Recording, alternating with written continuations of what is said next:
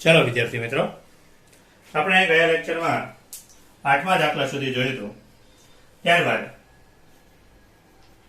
સ્વાધ્યાયનો 5.9 ઉચકાયા વગર 20,000 કિલોગ્રામ દળનું દળ ધરાવતા એક રોકેટને વિસ્ફોટ કરાવતા તે ઉધ્વ દિશામાં 5 મીટર પર સેકન્ડ સ્ક્વેરના પ્રારંભિક પ્રવેગથી જાય છે, તો વિસ્ફોટથી લાગતો પ્રારંભિક ધક્કો ગણો.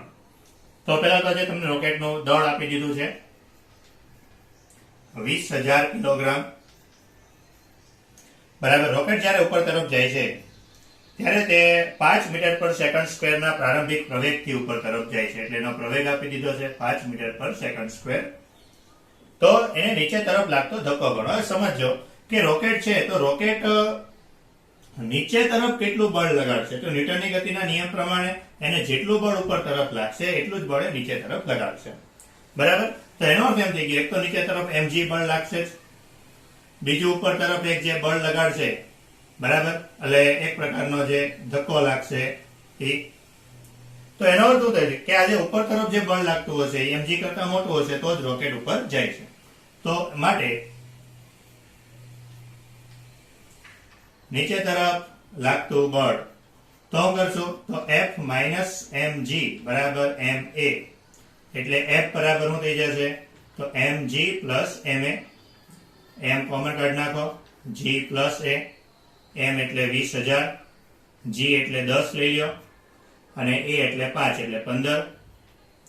તો 15 દુ 30, પછી 4 મીંડા એટલે કેટલા થઈ ગયા, 3 ગુણ્યા 10⁵ ન્યૂટન. બરાબર. એટલે એનો અર્થ એમ થશે કે રોકેટ નીચે તરફ કેટલું બળ લગાડતું હશે, તો નીચે તરફ 3 ગુણ્યા 10⁵ ન્યૂટન, 3 લાખ ન્યૂટન એટલું બળ નીચે તરફ લગાડતું હોવું જોઈએ. બરાબર.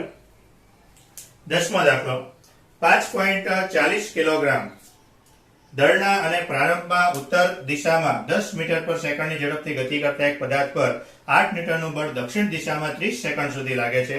બળ લગાડવાની ક્ષણને t બરાબર 0 અને તે સ્થાનને x બરાબર 0 લઈએ તો t બરાબર -5 સેકન્ડ, 25 સેકન્ડ અને 100 સેકન્ડે તેના સ્થાન શોધો.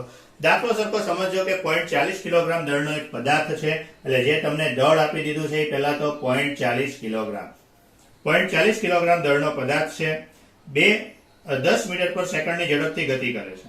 એની પ્રારંભમાં ઉત્તર દિશામાં 10 મીટર પર સેકન્ડની ઝડપથી ગતિ કરે છે. આ ઉત્તર દિશા, આ દક્ષિણ દિશા. બરાબર. એની પ્રારંભિક ઝડપ, તો પ્રારંભિક ઝડપ જે આપી દીધી છે એ 10 મીટર પર સેકન્ડ. 10 મીટર પર સેકન્ડથી ઉત્તર દિશામાં ગતિ કરે છે. 8 ન્યૂટન બળ દક્ષિણ દિશામાં 30 સેકન્ડ સુધી લાગે છે. હવે કામ કરીએ, ઉત્તર દિશા એટલે એને ધન દિશા લઈ લઈએ, દક્ષિણ દિશા એટલે ઋણ દિશા લઈ લઈએ. તો હું એવું કહી શકું કે એનો પ્રારંભિક વેગ 10 J મીટર પર સેકન્ડ. જે બળ લાગે છે એ 8 ન્યૂટન બળ લાગે છે, પણ દક્ષિણ દિશામાં, એટલે -8 J ન્યૂટન. બરાબર. 30 સેકન્ડ સુધી આ બળ લાગે છે. આ જે બળ લાગે છે એ કેટલા સમય સુધી, 30 સેકન્ડ સુધી. તો બળ લગાડવાની ક્ષણને 0 ગણીએ, એટલે ધારો કે આ બિંદુએથી બળ લાગે છે તો આ સમયને 0 લઈ લો. તો આ સમયને 0 લઈ લો એનો અર્થ કે એની પહેલાનો જે સમય છે એ ઋણમાં આવશે. જ્યારથી બળ નથી લાગતું એ સમય ઋણમાં આવશે. બરાબર. તો ત્યારે t બરાબર -5 સેકન્ડ, 25 સેકન્ડ અને 100 સેકન્ડે તેના સ્થાન શોધો. તો હવે -5 સેકન્ડે પહેલું તો કે t બરાબર -5 સેકન્ડે, તો -5 સેકન્ડે આ પદાર્થ પર કોઈ બળ લાગતું નથી. બરાબર. કારણ કે બળ લાગવાની શરૂઆત થાય છે એને 0 સેકન્ડ લેવાનું કીધું. એનો અર્થ શું થઈ ગયો, -5 સેકન્ડે કોઈ બળ નથી લાગતું, કોઈ બળ જ નથી લાગતું. એનો અર્થ એમ થશે કે માટે આ પદાર્થનો પ્રવેગ 0. તો મારે સ્થાન શોધવું છે, તો સ્થાન માટે આપણી પાસે સૂત્ર છે કે x બરાબર v0t પ્લસ 1/at². પણ x a તો 0 એટલે નીકળી ગયું. બરાબર. બળ 0 છે તો f બરાબર ma. બળ 0 છે એટલે પ્રવેગ પણ 0 થઈ જશે. પ્રારંભિક વેગ 10, સમય કેટલો લેવાનો, -5 એટલે -50 મીટર. -50 મીટર એનો અર્થ કે નીચે તરફ ક્યાંક હશે, કારણ કે સ્થાનને 0 લેવાનું કીધું, એટલે અહીંયા ક્યાંક હશે, દક્ષિણ નીચે તરફના દિશામાં ક્યાંક હશે -50 મીટર. બરાબર. એનો અર્થ એમ થઈ ગયો અહીંયાથી નીચે તરફ 50 મીટર જેટલું હશે. બીજું લખ્યું છે કે t બરાબર 25 સેકન્ડે તો t બરાબર 25 સેકન્ડે તો 30 સેકન્ડ સુધી બળ લાગે છે. એનો અર્થ થઈ ગયો 25 સેકન્ડે એના પર બળ લાગે છે, તો એના પર 8 ન્યૂટનનું બળ લાગે છે. હવે 8 ન્યૂટનનું બળ લાગે એનો અર્થ એમ થઈ ગયો કે પદાર્થ પાસે કંઈક પ્રવેગ હશે. તો પદાર્થનો પ્રવેગ તો કે a બરાબર f upon m, 8 ન્યૂટન. દળ આપી દીધું 0.4, એટલે આને ઉપર લઈ જાઓ એટલે 80/4 એટલે 20 મીટર પર સેકન્ડનો વર્ગ. બરાબર, એટલે એનો અર્થ શું થઈ ગયો, પ્રવેગ કેટલો મળ્યો તો કે એ 20 મીટર પર સેકન્ડ સ્ક્વેર જેટલો પ્રવેગ એના પર લાગે છે. તો આ પ્રવેગ લાગે છે તો આની કારણે ફરીથી એનું સ્થાન, તો જ્યારે બળ લાગતું હતું 0 સેકન્ડે ત્યારે તેનો વેગ કેટલો હતો તો 10 મીટર પર સેકન્ડ. તો માટે અત્યારે પદાર્થનું સ્થાન ફરીથી સૂત્ર એ લઈ લો કે x બરાબર v0t પ્લસ 1/a² તો v0 તો કેટલો તો કે 10, t એટલે 20 વત્તા 1/. હવે પ્રવેગ કઈ દિશામાં લાગે છે તો સમજો કે પ્રવેગ તો અહીંયાથી વિરુદ્ધ દિશામાં લાગે છે. આ બળ જે છે એ ખરેખર બળ તો કેવું છે, માઇનસ છે. એટલે આપણે આ પ્રવેગ કેવો મળશે તો કે માઇનસ મળશે. એટલે 1/, a એટલે 20 અને 20 અને t એટલે 25 લેવાનો છે. બરાબર, અહીંયા t એટલે 25 અને t નો વર્ગ છે તો 25 નો વર્ગ એટલે 625. બરાબર,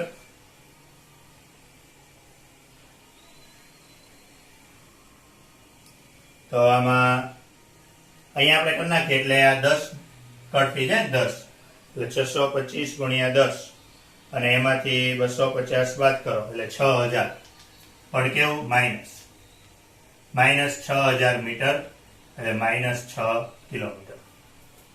બરાબર, એટલે હું કીધું તમને કે ભાઈ 25 સેકન્ડે, તો 25 સેકન્ડે એનું સ્થાન ક્યાં હશે તો માઇનસમાં મળ્યું એનો અર્થ અહીંયાથી નીચે તરફ ક્યાંક હશે.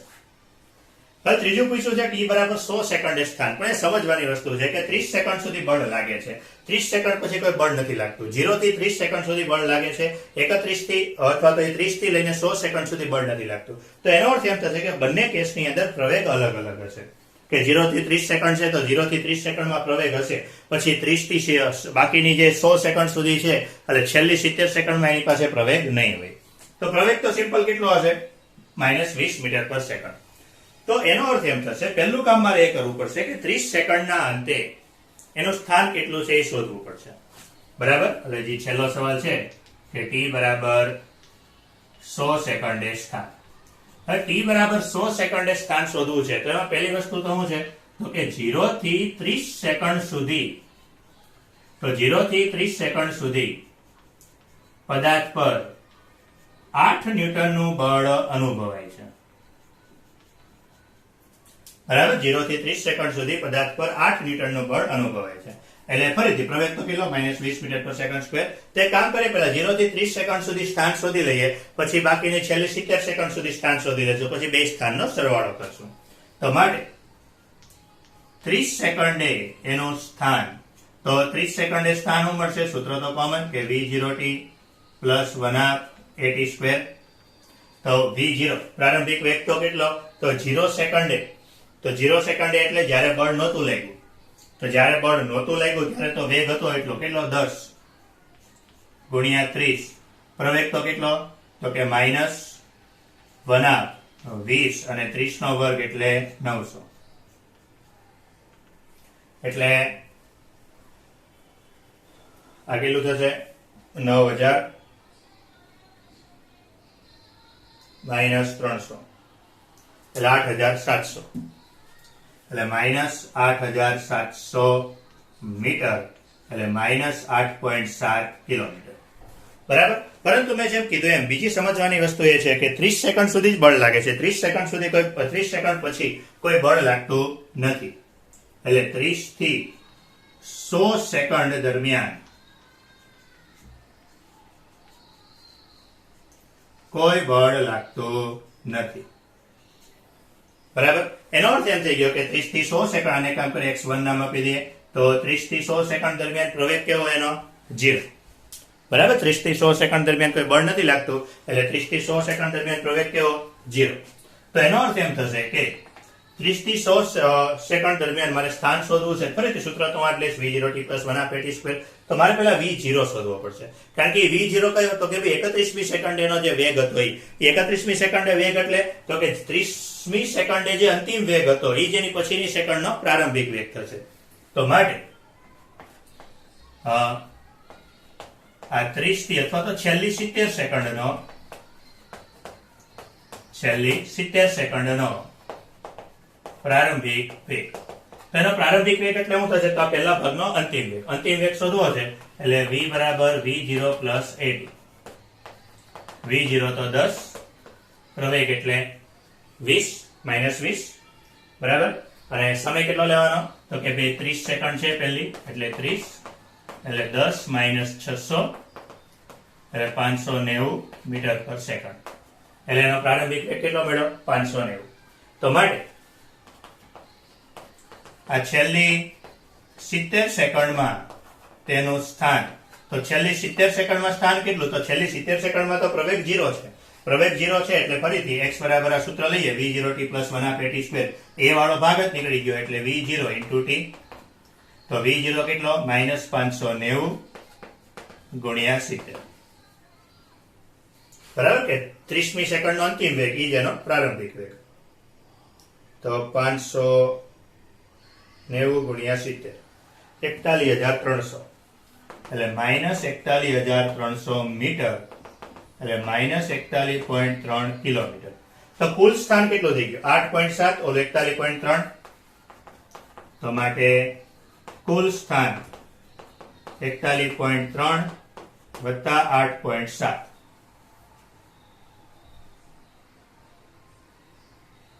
50. એટલે કુલ સ્થાન 100 સેકન્ડ પછી એનું સ્થાન ક્યાં હશે? તો -50 કિલોમીટર. બરાબર. તો કંઈક આ ટાઈપના 11મો દાખલો.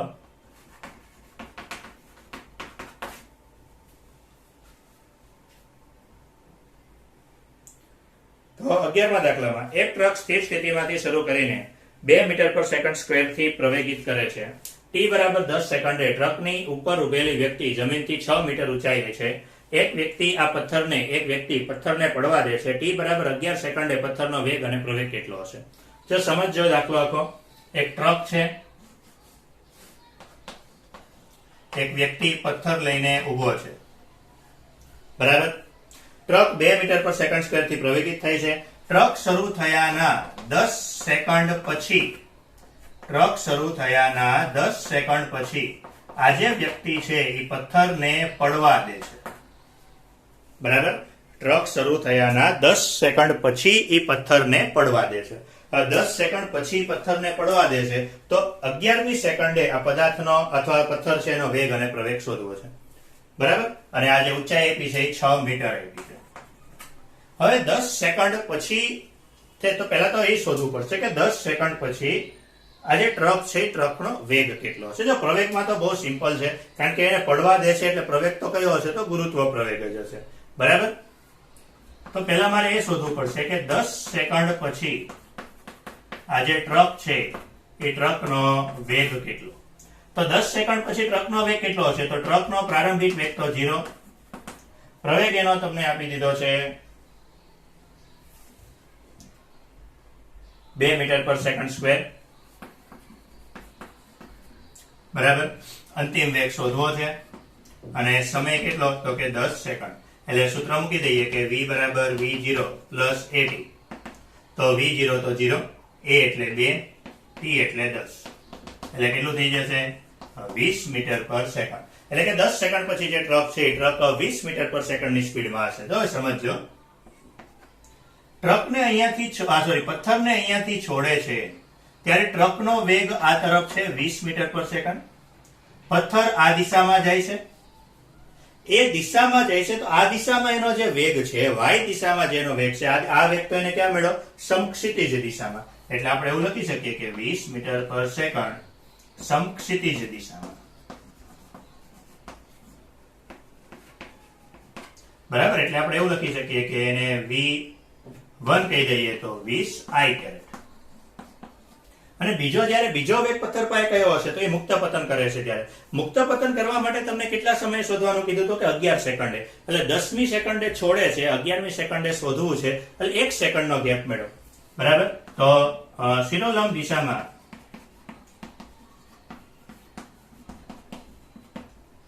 1 સેકન્ડ બાદ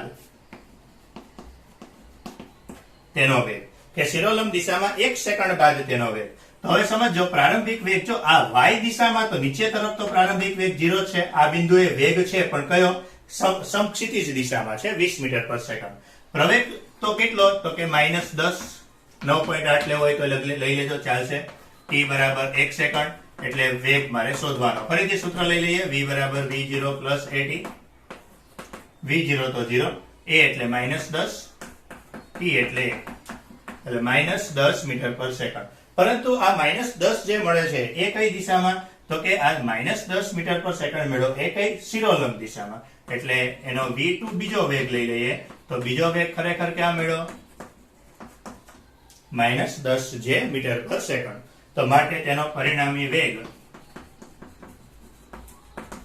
તો પરિણામી વેગ એટલે આપણે શું કરશું? તો આપણે ખબર જ છે જે આપણે હંમેશા કરતા હોય, આ એનો x ઘટક થઈ ગયો, આને x લઈ લ્યો, આ એનો y ઘટક થઈ ગયો. તો પરિણામી વેગ એટલે આપણે શું કરીએ? તો વર્ગમૂળમાં x નો વર્ગ વત્તા y નો વર્ગ. બરાબર, ચોથું ચેપ્ટર. તો x એટલે કેટલું છે? 20 છે. તો 20 નો વર્ગ એટલે 400, 10 નો વર્ગ એટલે 100, એટલે વર્ગમૂળમાં 500. 500 એટલે 100 નું 10 એટલે 10 વર્ગમૂળમાં 5 મીટર પર સેકન્ડ. એટલે એના પરિણામી વેગ કેટલો મળશે? 10 વર્ગમૂળમાં 5 મીટર પર સેકન્ડ. અને જે બીજો સવાલ તમને પૂછ્યો છે કે પથ્થરનો પ્રવેગ, તો પથ્થરનો પ્રવેગ તો કેટલો હશે? કારણ કે એને મુક્ત પતન કરે છે, તો પ્રવેગ માટે તો આપણે પ્રવેગ અથવા બળ માટે તો આપણે એવું ભણી ગયા હતા કે એને મુક્ત પતન કરી દે, પછી આગળની ઇતિહાસ છે તે ઇતિહાસ એના પર આધાર રાખે નહીં. બરાબર. તો આજે કંઈક અહીંયા સુધી, નેક્સ્ટ લેક્ચરમાં આપણે આગળ કરશું.